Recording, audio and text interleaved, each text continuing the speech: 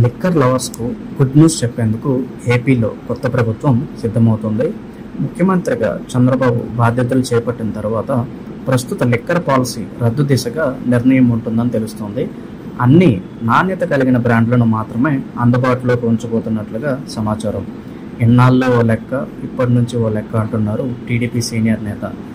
ఆయన ఏపీలోని మందుబాబులకు good news చెప్పారు. అవును, ఏపీలో నాన్ బ్రాండెడ్ లిక్కర్కు చెక్ పెడుతూ బ్రాండెడ్ లిక్కర్ను మళ్ళీ అందుబాటులోకి తెచ్చినట్లుగా సమాచారం అందుతుంది. దేశవ్యాప్తంగా పాపులర్ అయిన కింగ్ఫిషర్ బీర్లను కంటైనర్లో తీసుకువచ్చి గోడౌన్లలో నిల్వ చేసినట్లు తెలిసింది. కొత్త ప్రభుత్వం కొలువు తీరగానే రాష్ట్ర వ్యాప్తంగా బ్రాండెడ్ మద్యం విక్రయాలు జరిగే సూచనలు కనిపిస్తున్నాయి.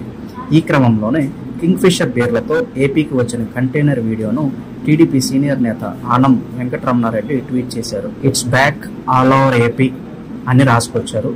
ఆ వీడియో ప్రజెంట్ నెట్టింట వైరల్గా మారింది. ఆహా, ఎంత గుడ్ న్యూస్ చెప్పారండి అంటూ కామెంట్స్ పెడుతున్నారు లిక్కర్ ప్రియులు. మొత్తం మీద చంద్రబాబు ఎలక్షన్ క్యాంపెయిన్లో చెప్పినట్లే నాణ్యమైన మద్యం అందుబాటులోకి రాబోతుందనే చర్చ జరుగుతోంది. మరోవైపు మద్యం పాలసీపై కూడా ఆసక్తికర చర్చ జరుగుతోంది. కొత్త ప్రభుత్వం రాగానే వైసీపీ గవర్నమెంట్ తీసుకొచ్చిన మద్యం పాలసీని రద్దు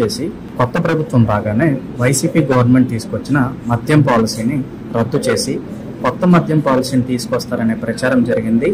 డిస్టిలరీస్ లైసెన్సులను క్యాన్సిల్ చేసి కొత్త పాలసీని తీసుకొస్తారని టీడీపీ వర్గాల ద్వారా తెలిసింది. రాష్ట్రంలో ఉన్న 3600 లిక్కర్ షాపులను టెండర్ విధానం ద్వారా కేటాయింపులు చేయాలని భావిస్తున్నారు.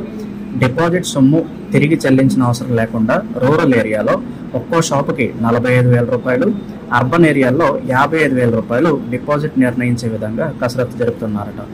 కల్తీ మద్యం లేకుండా తిరిగి పాత బ్రాండ్లను వినియోగదారుడికి అందించే విధంగా పాలసీలో మార్పులు చేయబోతున్నారని తెలుస్తుంది.